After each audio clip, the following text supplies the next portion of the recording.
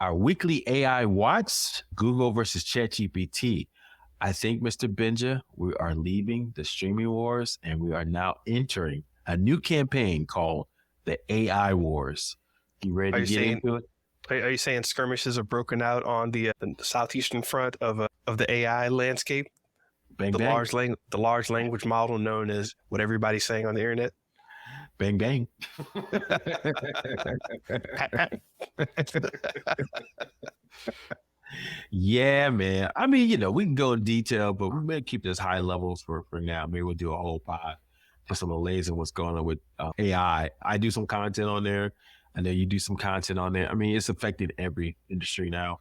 But so I think Google, got lambasted, right? Lampooned, run amok, bamboozled, right? In that last presentation on AI. I mean, it was like, it seemed like, some 9-year-old put some presentation together and put it out there. Yeah, so this is how AI is spelled wrong, on the poster board. And so anyway, so now they came back, they were ready, right? So they had announcements after announcements. High level, it's just, it's AI everywhere, right? I mean, the thing always fascinates me about this whole Google behind the scenes is like two stories, right? Number one, they were behind OpenAI, and the fact that OpenAI is using something they created, the transformer, that runs their model, right? And it's just like blows my mind, that Google DeepMind, they created the research for this, right? And so now, Google is like running behind, but also it's a business story because Google didn't want their core product, which is search. They make so much money on search. They own 95% of the market. Yeah. They didn't want to disrupt that too much. So it's like, wow, you had an innovation that was above and beyond everyone else, but the business side said, nah, don't worry about that innovation right now. It's just a story of business 101. So this is something I've been thinking about with and this is like the innovator's dilemma, right? Where you've got, let's say you're the biggest horse, you make the horse and buggies. You've got the biggest horse and buggy business in the entire country. And all of a sudden people are talking about cars and you're like, you know what? I'm in a good position to push cars, but I've got this entire horse and buggy business. How do I stop doing horse and buggy and get into cars? And you're just kind of stuck. We saw this with a lot of the tech companies and even car companies. Even better example, going from electric cars, all the old school car companies, GM, Ford, Toyota, they're sitting around thinking, well, electric cars are kind of cool, but we've got all these gas cars. What do we do? In the meantime, you see Tesla running past them, waving in the window like, all right, y'all, I'm out. And it's like, what are you going to do? So now Google is sitting back saying, what are we going to do with search? And, oh, you're going to like this one. I was in a black, what do you call it? There was like this black nerd forum. I won't give the name of it here because there's some nonsense in that group. But there's this black nerd forum and the people started arguing. And one person put in the chat, he's like, no, I know it's true because I have the results right here. He posted a picture of him asking the question to Bing GPT, to Bing's AI interface. And then somebody else was like posting back, well, I asked it this, and here's the answer I got back. And I'm sitting here like, yo, AI has entered the chat. This is incredible. And so the wars are here, man. Yeah, using AI to justify an argument, I don't know how that's going to go over still, right? But it's going to be interesting. I mean, you can probably have AI wars, chat. I mean, it boggles the mind a lot of things that we can do. Maybe we'll do a deeper dive on what's possible, what's going to happen, and destruction that's coming. But I am interested to see where Google's playing, and so obviously they're really kind of enhancing their search, which we all know Google search sucks. I mean, because you open it up and it's like 20 million ads. So the interesting thing I thought about their announcement is they're going to have this thing, in their snapshots, they're going to have like, if it's a non-commercial, i.e. a keyword they can't monetize, then guess what? The Google bot, the Google AI is just going to give you a paragraph about it or something like that, and maybe some pointers to where to go. But if it is something that's they can monetize, like a vacation or travel or something like that, then those keywords, they still will have the ads pop up at the top, but then they'll have the GI, their AI stuff pop up in the middle. So it's going to be interesting to see how Google kind of starts to integrate this. They're saying they're going to put it in Google Photos where you can edit photos in real time.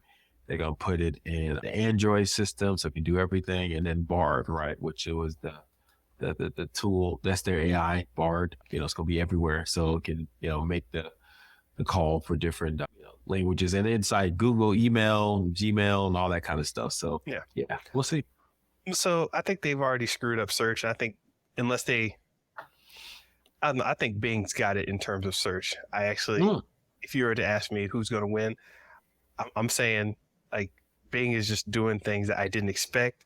Bing's already sent out all these extra additions to the search that's happening. It's like, hey, look, if you search like this, we'll give you this. Search like this, we'll give you this. We're already implementing all these different things into our Microsoft ecosystem, and people are seeing that as the next hot thing.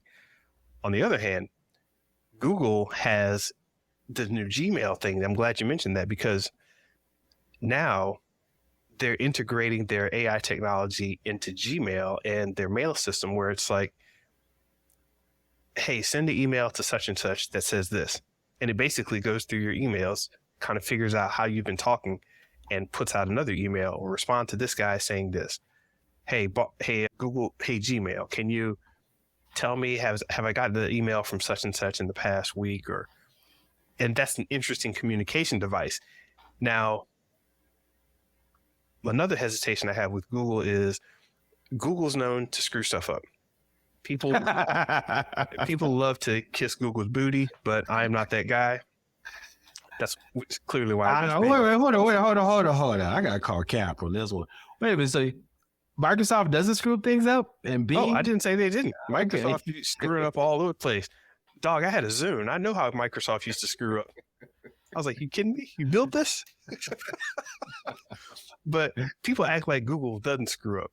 I'm like, okay, let me go back to Orchid, right? Let me go back to all these other technologies that they started on and were just being kind of dumb with it.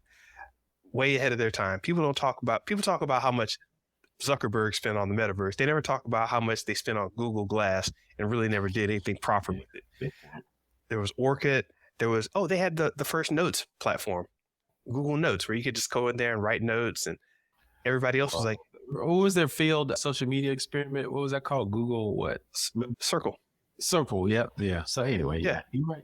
Tons of stuff. And that was after Orchid. So you thought, oh, Grant Cardone said Google Plus, that's not going away. Google Plus, that's right. Yeah. Google Plus had the feature of circles where you could make these little circles of people. Yeah. I mean, they tried things. I mean, I'm not going to hate on that.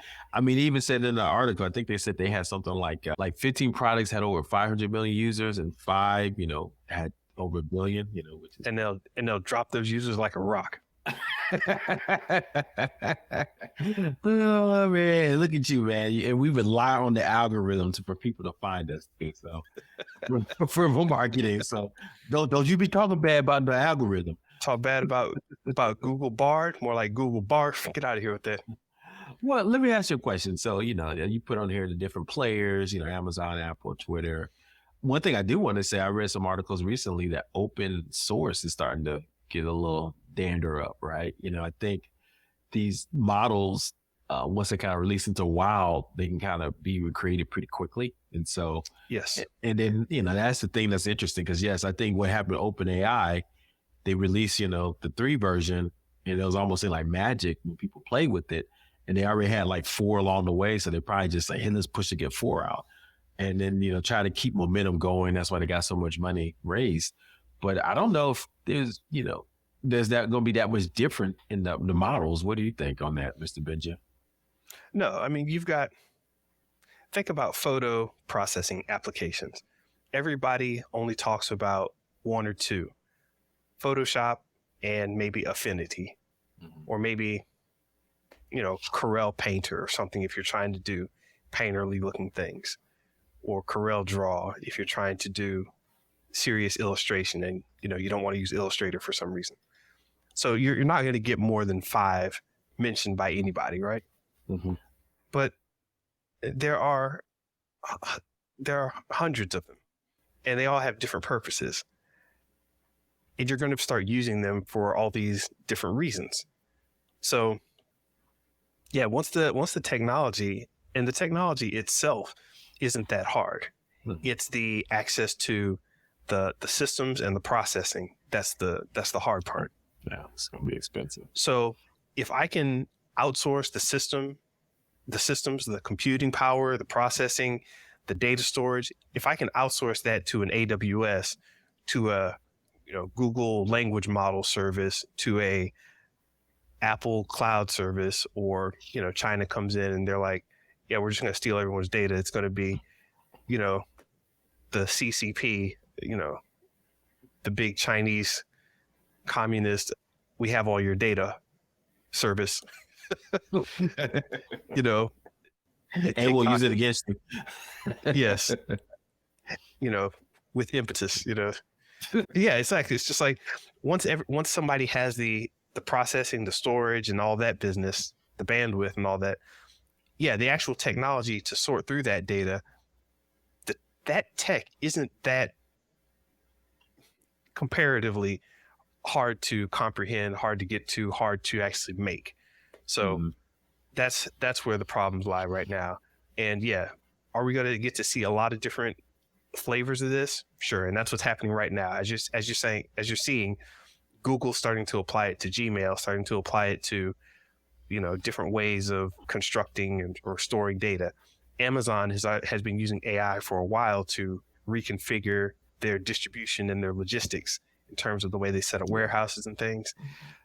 And I think you make a good point. I think it's going to be relevant to the data that you use your language, LLMs with, right? I mean, yeah, we're starting to play with it in healthcare, and so I think, but we have different data, right, around patients and engagement and stuff like that, and so I think that's, that's going to be the differentiator, not so much the algorithm.